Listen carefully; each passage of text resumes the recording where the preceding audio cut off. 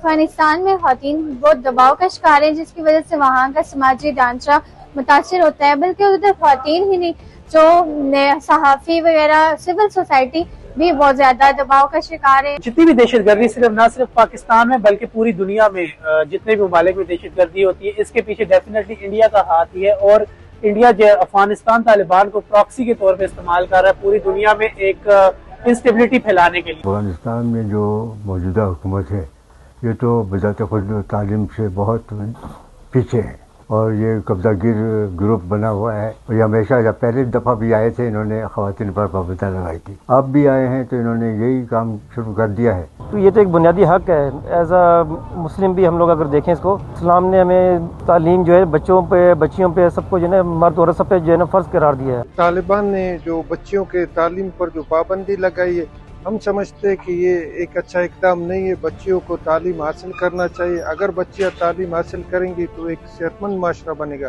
یہ فیصلہ بالکل غلط ہے۔ یہ تعلیم بچوں کا یہ بنیادی حق ہے، اس کو تعلیم دینا چاہیے۔ یہ جو افغانستان کا وزیر تعلیم ہے اس کے بالکل خلاف ہے، یہ غلط فیصلہ ہے اس کا۔ یہ تو بالکل ناانصافی ہے، یہ طالبان نے جو ہے لڑکیوں کے اسکول کی پابندی لگایا ہے، اس کی ہم بہت مذمت کرتے ہیں۔ اور تعلیم تو ہر ایک کا حق ہوتا ہے، چاہے لیڈیز ہو چاہے مرد ہو۔